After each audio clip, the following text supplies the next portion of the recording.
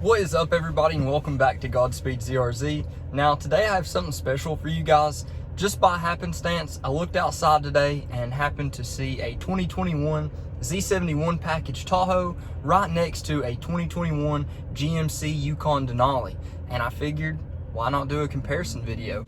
So as many of you guys know, the GMC is supposed to be the upper class, the higher end ride, whereas the Chevrolet has always been more of the free-spirited brand. So you are going to get quite a bit more off-road accessories, or at least off-road oriented and off-road performance with the Chevrolet, versus the GMC is going to be more of the luxury side. So you'll have to focus on that between the two. And today I wanted to go over the difference between the more aggressive off-road oriented Z71 package and the Yukon Denali, where it is just pretty much equipped with every feature you could possibly imagine. The Tahoe that we're in is not actually the top tier, so there are quite a few features that are on the GMC Denali that you can still get on the Tahoe. This one just doesn't really have it. I think the biggest thing to go over is really just the entire fit and finish of the car, compared between the two anyway. On the Chevrolet, of course, many of us know there's just not those small intricate features like they throw in the GMCs and the Cadillacs. They're a little bit more of a mass-produced styling, so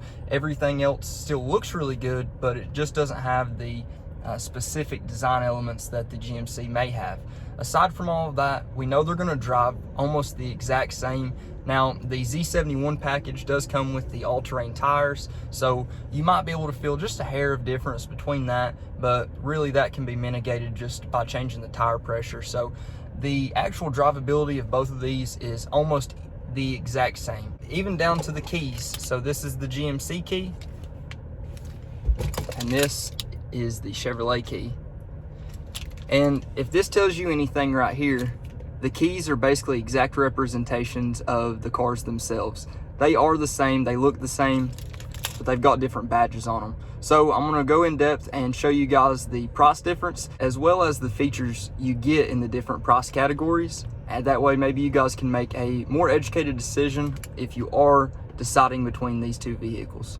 So I've already showed you guys some clips of the exterior, and I wanted to move on to the interior just so I can basically show it to you. And I will show you the exterior again here in a minute. Of course, the styling on the outside is quite a bit different between the two of them. Now, this is a fair chance to look at the display here.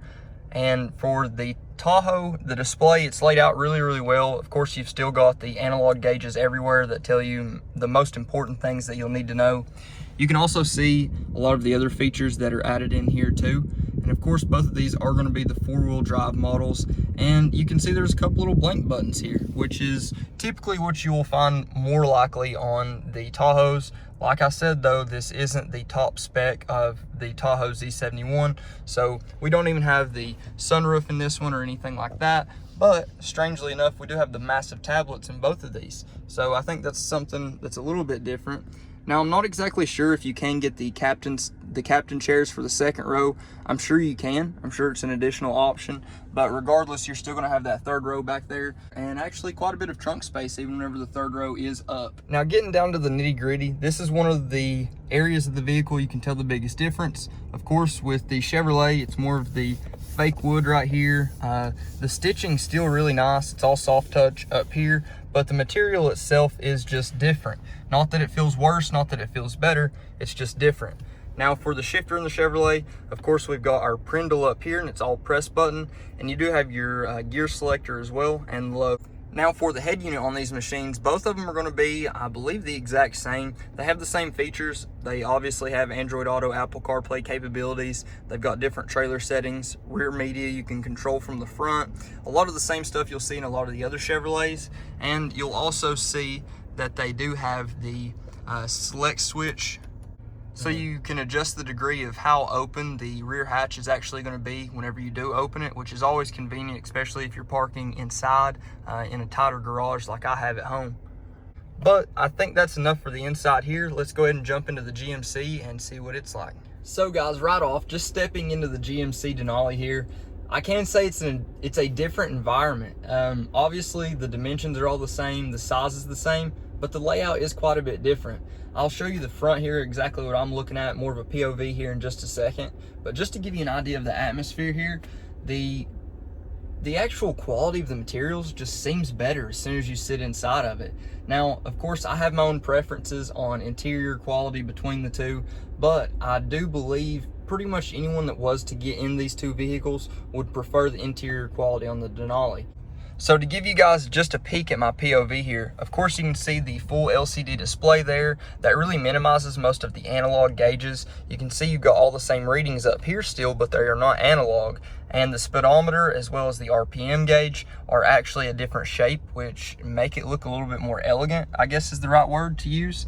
And you can see here for the features on the side, it has quite a few more features, as well as even controls for your heads-up display, which usually doesn't pick up well on camera here. You can see it flashing, but it is pretty clear here. You can even make adjustments for the height, for everything like that right here, and the brightness. Now, moving on to just the steering wheel, the only feature I see that's different is just the heated steering wheel. And of course on this side, just looking at the actual stitching, the actual material, and what feels like actual wood here, the interior quality, just this door panel alone, can tell you the difference between the GMC and Chevrolet. Now for the memory seats, they both have just two selections for the memory seats. But moving on to the actual display here, the actual display is, I believe, the exact same. I don't see any difference aside from how it's laid out. And also the different layout here, you can see a straight vertical prindle here with your actual adjustments for up and down for your gear shifts.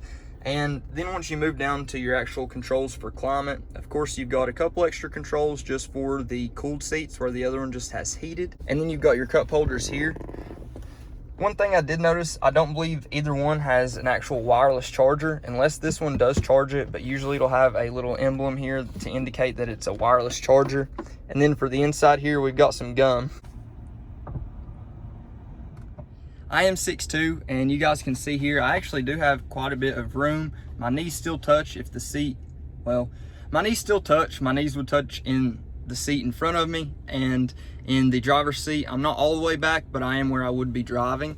So it's not bad. If you are tall, you'll need to sit in the middle, but for kids or for really young adults, this would work just fine, even for a longer road trip. You do have your air up front. You've got your vents for the second row, as well as vents for the third row. And the Tahoe also has the vents for the third row. Now for the screen themselves, you can see here, I believe you can connect HDMI, or you can cast from your phone to it, which is pretty neat. I'm sure there's some little games you can play or something like that to keep the kids entertained. Both of them do have the rear air controls right here, but the GMC does have rear, or at least the second row heated seat, which is always a cool feature to see in these cars, especially once you get into, you know, the trim levels or the class that these are. And just to give you guys a fair representation of the room you have in the back with the third row up, this is the room that you would have, enough to fit floor mats essentially, but plenty for groceries and stuff like that. And of course, you wouldn't always use this space. You wouldn't always use the third row unless you're just packed with a bunch of kids. And I think I've locked myself in here.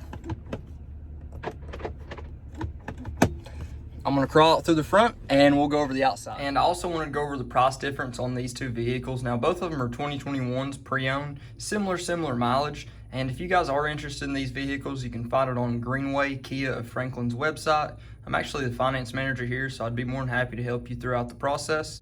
So to start with the Tahoe here, guys, you guys can see the price as it is listed. Now, of course, this one is a 2021 pre-owned, 21,000 miles, and you guys had a fair chance to see the features, interior and exterior, but the price here is $71,981. So pretty respectable in terms of what is out there right now and what they're going for. I looked up average auction price that these things are going for, and it's actually $78,000 with similar options, similar mileage. So the price on this is actually pretty aggressive, but let's go ahead and go over to the GMC and see how that one shakes out.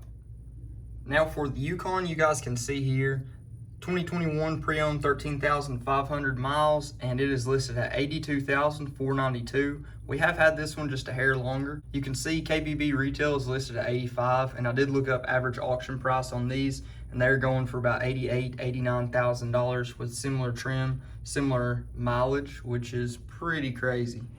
Alright guys, so now that we are outside the vehicles, please forgive the audio quality here for just a second. I'll try to point out the main key features. We are right next to a very busy road, so there's going to be a lot of cars passing by, but I'll try to mitigate the sound or keep it as good as I can. So just going over the overall exterior appearance on this Tahoe here, obviously it's quite a bit more aggressive, especially with the Z71 package. You can see here, now I do believe this package is available, the appearance anyway, in the AT4 on the GMC.